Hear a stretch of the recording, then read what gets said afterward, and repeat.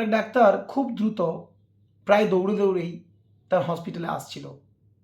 আর যখন সে খুব দ্রুততার সাথে দৌড়ে তার অপারেশন থিয়েটারের সামনে উপস্থিত হলো, তখন কিছু লোক তাকে ঘিরে ধরল।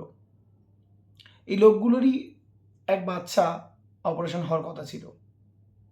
সেই লোকগুলো সেই ডাক্তারকে ঘিরে ধরে বিভিন্ন প্রশ্ন করতে লাগলো যে আপনি এত ইরেসপন্সিবল কেন, এত দেরিতে কেন, কেন এমন করলেন, আপনার কি কোনো দায়িত্ব নেই? নানান প্রশ্ন নানান দিক থেকে আসছিল তার সামনে। ডাক্তারটি কোনো কথা বলছিল না।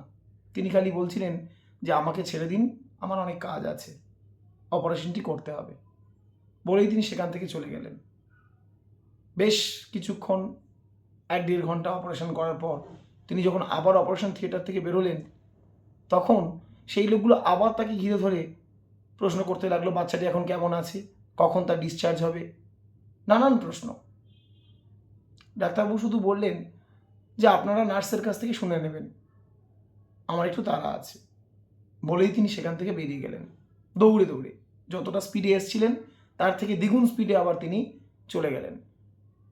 কিছুক্ষণ পর যখন অপারেশন থিয়েটার থেকে নার্সটি বেরোলো, তখন সেই মানুষগুলোই তাকে প্রশ্ন করলেন যে আচ্ছা, বাচ্চা কেমন আছে এটা বলার আগে এটা বলুন তো, এ ডাক্তার এত অহংকারী কেন?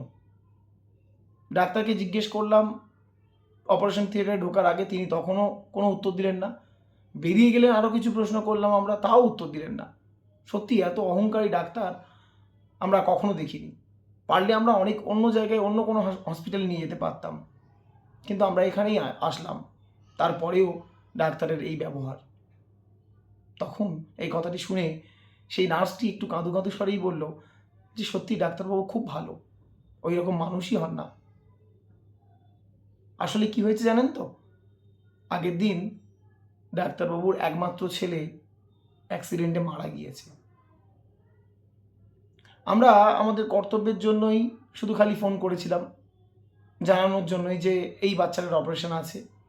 তিনি কোনো কথা না বলেই তার দায়িত্ব পালনের জন্য তিনি আমাদেরকে বললেন যে হ্যাঁ, আমি অপারেশনটি করব এবং যাচ্ছি, এবং তিনি আসলেন। আর আপনারা এইভাবে বলছেন? তখন লোকগুলো শুনে সত্যি খুব দুঃখিত হলো। গল্পটি শেষ। একটা ছোট্ট গল্প, কিন্তু কি বলুন তো, আমাদের জীবনে অনেক বড় শিক্ষা দেয়। ঠিক এই রকমই আমরা প্রত্যেকে একে অন্যের কোনো সিচুয়েশন না বুঝে অনেক কথা বলে ফেলি, অনেক কথা বলে দিই। কিন্তু আমাদের খেয়াল রাখা দরকার তাদের অন্য কোনো সিচুয়েশন হতে পারে, তাই সবসময় অন্যের পরিস্থিতি, অন্যের সিচুয়েশন বুঝেই কথা বলা দরকার।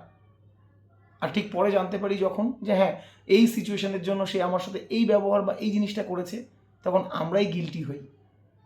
তাই কিছু বলার আগে, কিছু করার আগে প্রত্যেকের উচিত অবশ্যই ভেবে বলা, বুঝে বলা, সিচুয়েশনটাকে ফিল করা, বোঝা। আপনারাই ভেবে দেখবেন কোনটা সঠিক আর কোনটা সঠিক নয়।